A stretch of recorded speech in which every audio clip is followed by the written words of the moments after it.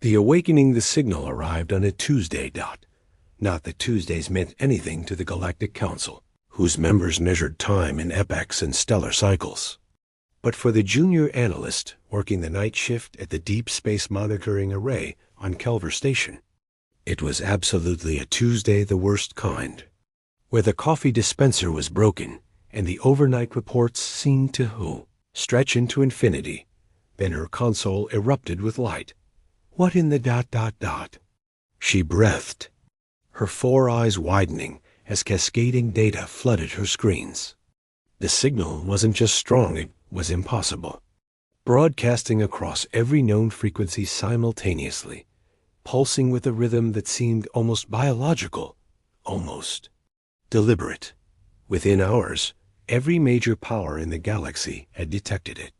Within days, they had triangulated its source, Sector 447, deep in the dead zones where no star had burned for 10 million years, where even the bravest scavengers refused to venture. Within weeks, they had assembled their fleets. Commander Thrace of the Vryn Imperial Navy stood on the bridge of the Sovereign's will, watching the darkness beyond the viewport with 3 of his 6 eyes, while the others monitored tactical displays. Around him, the greatest armada the Vryn Empire had assembled in 2 centuries hung in the void 300 warships, each bristling with weapons that could crack planets. They were not alone to starboard. The crystalline vessels of the Ithkar Collective glimmered like angry stars, their quantum disruptors charging with barely restrained aggression. To port, the biological dreadnoughts of the Sorntal hives pulsed with bioluminescent threat displays, their living hulls rippling with anticipation. A dozen other powers had sent expeditionary forces. The Zelfin Confederacy, the Kral Dominion, even the reclusive philosophers of Andrus, whose ships looked more like abstract sculptures than instruments of war. All of them had come to answer the same question. What was transmitting from the dead heart of space? "Sir?" his tactical officer called out, her voice tight with controlled fear. The signal just changed. Thrace turned all 6 eyes to the main display. The rhythmic pulses had accelerated, faster and faster, until they blurred into a continuous tone that seemed to vibrate through the hull itself, through his bones, through his very thoughts. Then dash silence, complete and utter silence. "Scan the area," Thrace ordered. "Full spectrum. I want to know what contact." Someone screamed space folded . There was no other word for it. Reality itself seemed to bend, twist, and tear open like paper. And from the wounds in the universe, they came. The first ship emerged in absolute silence, and Thrace felt his blood turn to ice. It was massive, easily 5 times the size of his flagship, and it was wrong. Not wrong like alien technology was wrong, but wrong like something that shouldn't exist in this dimension. Its hull was the color of a collapsed star, a black so deep it seemed to devour light itself. But through that darkness, veins of something that looked like living fire pulsed and crawled across its surface, writing equations in a language that hurt to look at. Then another appeared, and another. Within moments, 37 vessels hung in space before them, and every sensor suite in every fleet was shrieking warnings that nothing should be able to exist the way these ships existed. "What are they?" Someone whispered. Thrace didn't answer. He couldn't, because he knew. Somewhere deep in the genetic memory of his species, in the ancient stories that predated the Vryn Empire itself, he knew. "Terrans," he breathed. "The humans have returned." The name rippled through every bridge, every command center, every mind connected to the vast web of galactic communication. Humans, Terrans, the lost ones. For 3,000 years, they had been legend. The species that had appeared from nowhere, conquered 17 systems in a decade, and then vanished just as mysteriously. Some said they'd been destroyed by the ancient coalition of empires that feared their rapid expansion. Others claimed they'd transcended physical existence entirely. A few radical historians insisted they'd simply left. Disgusted by galactic politics. Now, staring at the impossible ships before them, Thrace realized all the stories had been wrong. Humanity hadn't been defeated. They hadn't transcended. They hadn't left. They had been preparing. "Open a channel," Thrace commanded, forcing authority into his voice, despite the primal fear crawling up his spine. "All frequencies. Standard first contact protocols." The communications officer's tentacles danced across her console. "Channel open, sir." Thrace drew himself up to his full height, activating the holographic transmitter that would broadcast his image to every ship in the system. "Unknown vessels. This is Commander Thrace of the Vryn Imperial Navy, acting as designated spokesperson for the assembled fleets of the Galactic Council. You have entered contested space broadcasting unidentified signals. Identify yourselves and state your intentions, or we will be forced to consider you a hostile threat." The words sounded hollow, even as he spoke them. Hostile threat? These ships radiated power that made his entire fleet look like children's toys. Silence answered him. Thrace waited. 10 seconds. 20. A full minute. Nothing. "Sir?" his tactical officer called out, her voice shaking. "Their weapons are... I don't even know what I'm looking at.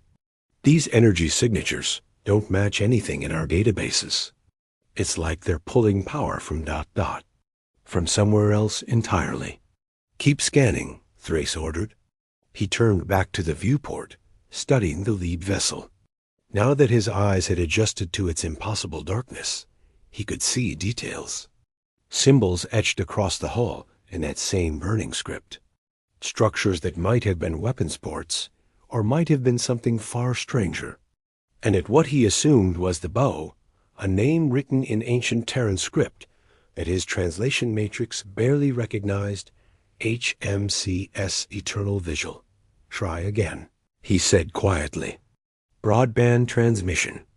Every language we know, including archived Terran dialects." The communications officer nodded, her tentacles flying across the controls once more. "Broadcasting now, sir. Standard greeting protocols, mathematical proofs of peaceful intent. Requests for..." One of the human ships moved. It didn't accelerate. It didn't engage engines. It simply was in one position, and then it was in another, as if the intervening space was merely a suggestion it had chosen to ignore. Now it hung directly before the Sovereign's will, so close that Thrace could see his own. Ship's lights reflecting off that impossible black hole. Every weapon system in his fleet locked on. "Hold fire." Thrace roared. "All ships, hold your fire." Asterisk. The human vessel didn't react to the targeting locks, didn't power its weapons, didn't transmit any threatening message. It simply ... observed. Thrace had the overwhelming sensation of being studied, the way a scientist might study bacteria under a microscope with detached, clinical interest. "Sir," his science officer called out, her voice filled with awe and terror in equal measure. "I'm detecting massive gravitational distortions around their vessels. They're not just bending space, they're rewriting it. And these energy readings...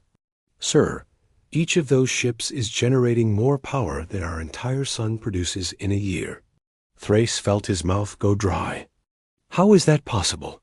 It's not. Not with any physics we understand. Unless... She looked up at him, her face pale. "Unless they figured out how to tap directly into the fundamental forces of the universe itself." A new alarm blared across the bridge. "Sir, the Kral Dominion just opened fire." Thrace spun toward the tactical display, horror flooding through him. 3 Kral destroyers, their commanders apparently deciding that attack was better than waiting, had unleashed a full spread of plasma torpedoes at the nearest. Human ship. Time seemed to slow. Asterisk. The torpedoes streaked through space, each one carrying enough destructive force to vaporize a small moon. The human ship didn't move, didn't raise shields, Didn't react at all, Dot. The weapon struck the hull and disappeared, not exploded, not deflected. Simply ceased to exist, as if reality itself had decided they had never been fired at all. For 3 heartbeats, nothing happened. Then the human ship that had been fired upon turned, orienting itself toward the Kral vessels with terrible, deliberate precision. Thrace watched in mounting dread as that impossible black hole began to glow, those veins of living fire burning brighter and brighter until asterisk. A single beam of light, so pure and white it hurt to look at, lanced out from the human ship. It touched the lead Kral destroyer for less than a second. The destroyer didn't explode. It didn't burn. It simply unraveled. Molecular bonds dissolved. Matter returned to constituent atoms, and within seconds, where a kilometer-long warship had been, there was only empty space and a faint cloud of dissipating particles. Thrace heard someone whimper. It might have been him. The human ship's glow faded. It returned to its position in the formation, as if nothing had happened, as if it hadn't just demonstrated the power to erase matter from existence with casual ease. "Sir," the communications officer whispered, "we're receiving a transmission from the humans, audio only." Thrace's hands were shaking as he gestured for her to play it. Static filled the bridge, but not the random static of interference. Static had a pattern, a rhythm, a cadence that spoke of vast computational power organizing itself into something approaching communication. Then, through the noise, words emerged. Words in perfect galactic common, spoken with an accent that somehow sounded both ancient and ageless. "Begin evacuation." The transmission ended. Thrace stared at the human ships, his mind racing. Evacuation? Evacuation from what? These dead sectors had been empty for millions of years. What could possibly? His science officer's scream cut through his thoughts. "Sir, long-range sensors are detecting massive spatial distortions on the far side of the dead zone. Something is coming through from, I don't know where. The readings don't make sense. It's like space itself is being torn apart." Thrace felt ice flood his veins as understanding crashed over him. Humanity hadn't disappeared 3,000 years ago. They had been standing guard, and now, whatever they'd been guarding against was finally arriving. Asterisk the reckoning. The human transmission had lasted 2 words. The silence that followed lasted 17 minutes. In that time, Commander Thrace watched his tactical displays transform from orderly fleet formations into chaos. The Ithkar Collective was already pulling back, their crystalline ships refracting light in patterns that suggested barely controlled panic. The Sortal hives were doing the opposite, their biological dreadnoughts surging forward in what he recognized as an aggressive defensive posture, the kind prey animals adopted when cornered. "Sir, we're receiving hundreds of transmissions from the other fleets," his communications officer reported, her tentacles trembling as they worked the controls. "Everyone wants to know what's happening. The Zelthan are demanding we fire on the human vessels. The philosophers are requesting immediate withdrawal. The Kral, what's left of them, are calling for total war." Thrace barely heard her. His eyes were fixed on the long-range sensor display, watching the distortion on the far side of the dead zone grow larger with each passing second. Whatever was coming, it was massive, large enough that it was pulling stars out of alignment as it approached, warping the very fabric of space around it. "Sir, the human ships are moving." All 37 vessels began to shift, and Thrace realized with growing horror that they were forming a wall. Not a battle formation, a wall. They spread across thousands of kilometers, positioning themselves directly between the assembled galactic fleets and whatever was emerging from the spatial tier. "They're protecting us," his tactical officer whispered. Before Thrace could respond, every screen on his bridge flickered and died. Emergency lighting engaged automatically, bathing the bridge in crimson. Then, one by one, The screens came back online, but they weren't showing his ship's data anymore. They were showing theirs. A face appeared on the main view screen. Human, unmistakably so, though something about it was different from the ancient records. The features were sharper. The eyes held depths that suggested they'd seen things no organic being should witness. Age was impossible to determine. The face could have been 30 or 3,000 years old. "Attention, galactic powers," the human said, and Thrace realized with a start that the voice was female. "I am Admiral Chun of the Terran Defense Fleet, commanding officer of the Eternal Vigil. You asked for identification. You asked for intentions. I will give you both, along with something far more valuable, the truth." She paused, and in that moment, Thrace saw something flicker across her face. Not fear humans were supposedly incapable of showing fear, but something deeper. Weariness. The bone-deep exhaustion of someone who had carried an impossible weight for far too long. 3,047 years ago, Galactic Standard Time, humanity encountered something in the deep dark between galaxies. We called it the void hunger. You don't have a name for it, because you've never seen it, because we made sure you never would. The view screen split, showing images that made Thrace's blood run cold. Vast shapes moving through the darkness, things that seemed to exist in more dimensions than his mind could process.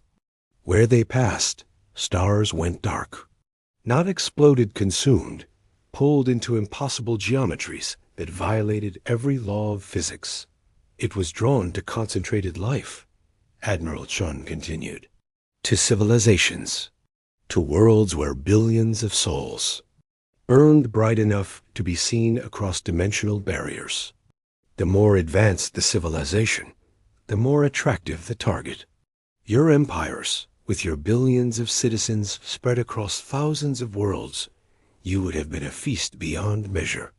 Thrace felt his 3 hearts hammering in his chest. Why didn't you warn us? As if hearing his question, Admiral Chun's expression hardened. We tried. We sent envoys to the Vryn Empire, to the Ithkar Collective, to every major power. We showed you the data, explained the threat, begged for cooperation in building defenses. She leaned forward, and her eyes seemed to burn with ancient anger. You called us mad, paranoid. You accused us of fabricating threats to justify military expansion. The old council, your predecessors, voted to embargo our systems, to contain what they called human hysteria. Some of your empires even discussed military action to neutralize the Terran threat before we could destabilize galactic peace. Thrace felt shame burn through him. He'd read the historical records, of course. Every officer studied the Terran crisis in academy. But those records portrayed humanity as aggressive expansionists, not desperate prophets warning of catastrophe. So we stopped asking for permission, Admiral Chun said softly. We evacuated our outer colonies, pulled back to our core systems, and told the galaxy we were leaving. Let you think we'd been defeated, destroyed, transcended, whatever story helped you sleep at night. And then we went to the edge of the dead zone and built something you never imagined possible. The view screen changed again, showing a structure that defied comprehension. It was a wall, but not made of matter, made of force, of twisted space-time itself, stretching across light years like a membrane between realities. The barrier, Admiral Chun continued. It took us 200 years to build, and 3,000 years to maintain. A dimensional fold that pushed the void hunger back, kept it trapped in the space between spaces. We've stood watch ever since, generation after generation of humans living in the dark, monitoring the barrier, making sure it held, but it didn't. Hold, Thrace said aloud, understanding flooding through him. No, Admiral Chun confirmed. The barrier is failing. The void hunger has grown stronger, feeding on the dark matter between galaxies, learning, adapting. In approximately 43 hours, it will break through. And when it does, it will consume every living thing in this galaxy, starting with the brightest targets, your capital worlds, your core systems, your billions of unsuspecting civilians. The bridge had gone utterly silent. Thrace could hear his own breathing, loud in the stillness. "You're telling us," he said slowly, "that humanity has spent 3,000 years protecting a galaxy that exiled them?" Admiral Chun's expression softened slightly. "We didn't do it for you, Commander. We did it because it was right. Because someone had to stand in the dark so others could live in the light. Because that's what humanity has always done. We endure the impossible so others don't have to."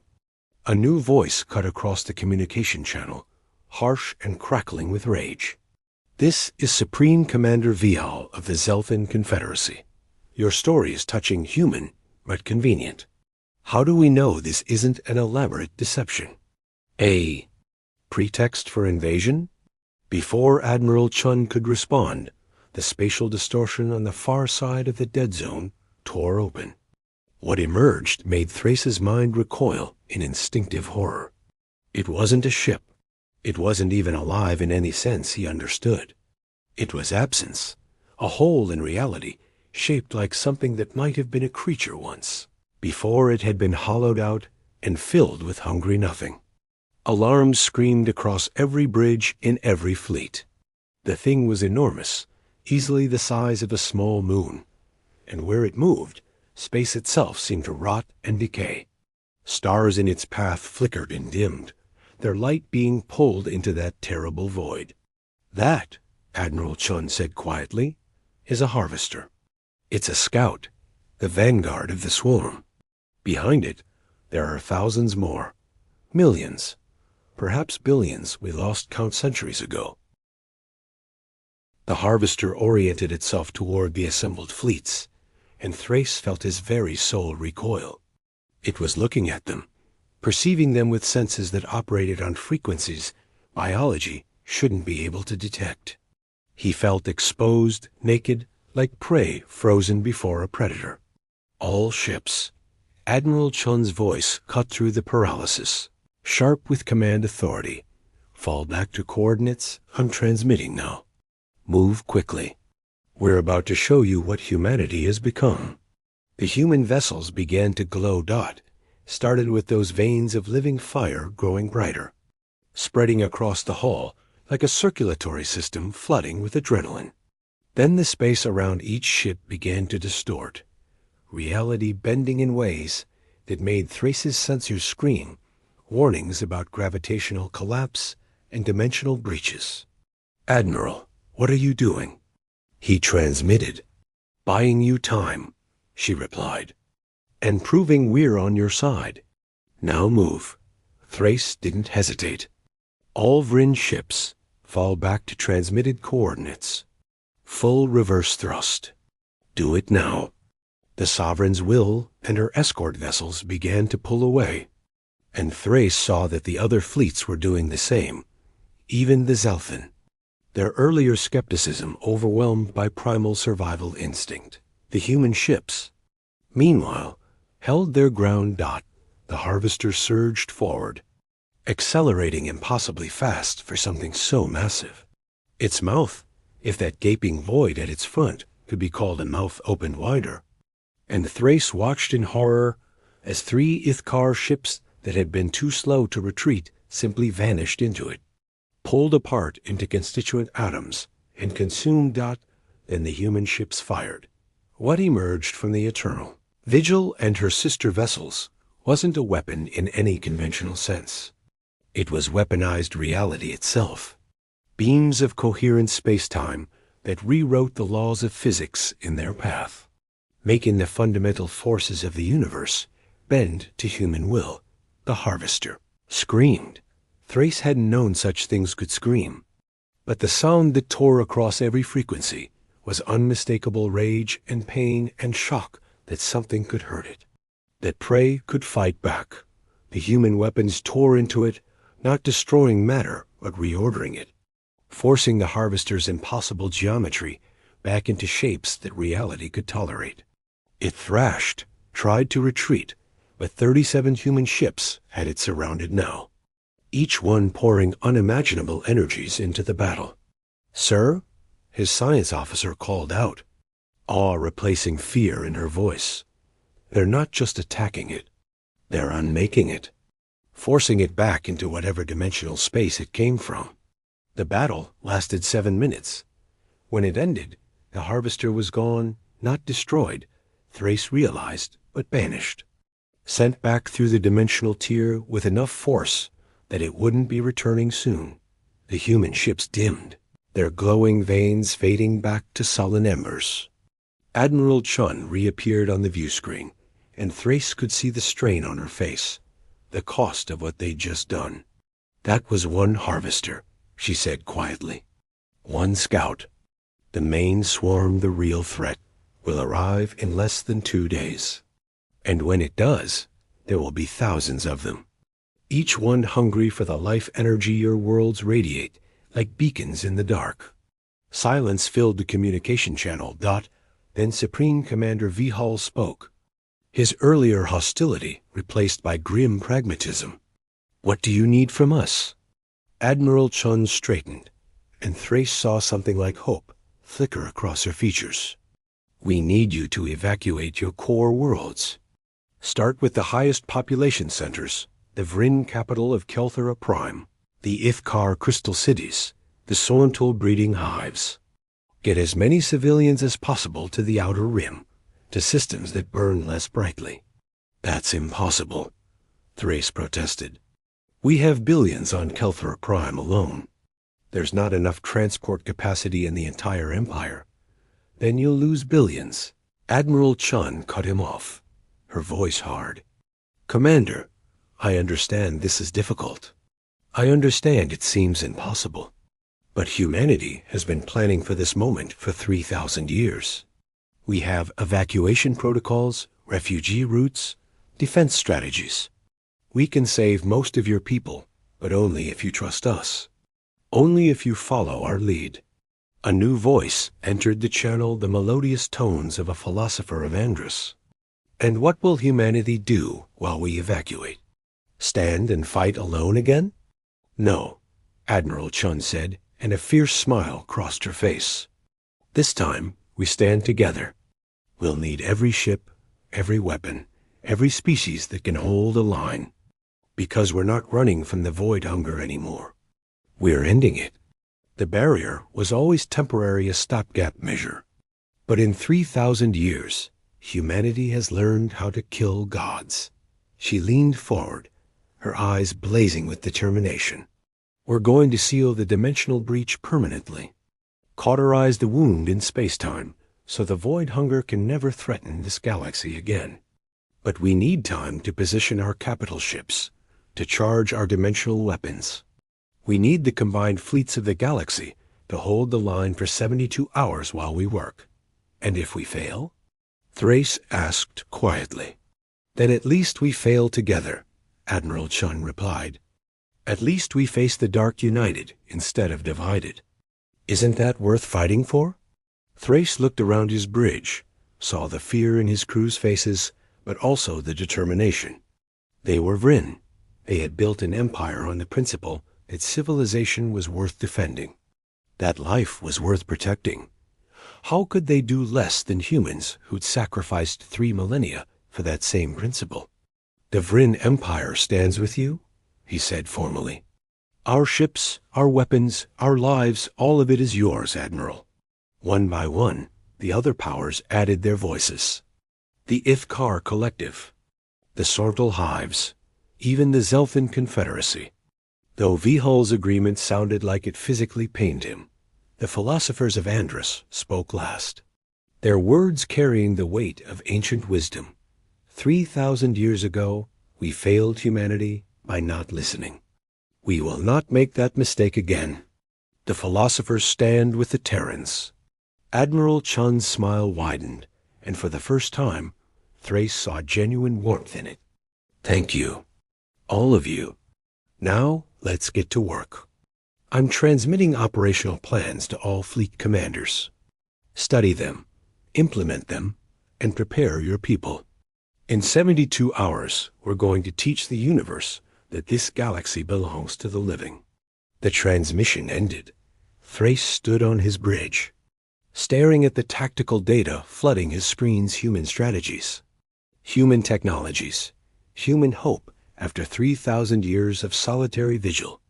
Around him, his crew was already working, coordinating with the other fleets, preparing for the greatest battle the galaxy had ever witnessed. Outside the viewport, the human ships hung like dark stars against the void, and Thrace finally understood what humanity had become in their long exile. They hadn't evolved into gods or transcended into energy beings. They'd become exactly what the galaxy needed: guardians willing to stand in the darkness, warriors who fought not for conquest but for protection, a species that would sacrifice everything so others could simply live. "Sir," his tactical officer called out, breaking his reverie. "Message from the Eternal Vigil. Admiral Chun is asking if he'd like to join her senior staff aboard the human flagship. She says, and I quote, 'It's time you saw what 3,000 years of human innovation looks like up close.'" Thrace felt his three hearts beat in unison, felt purpose surge through him like electricity. "Tell the Admiral I accept," he said, "and tell her that when this is over, humanity will never stand alone again." As his shuttle prepared to launch, Thrace took one last look at the assembled fleets, 100 different species, 1,000 different cultures, all united for the first time in galactic history. The void hunger had meant to devour them all. Instead, it had given the galaxy the greatest gift imaginable: a reason to stand together.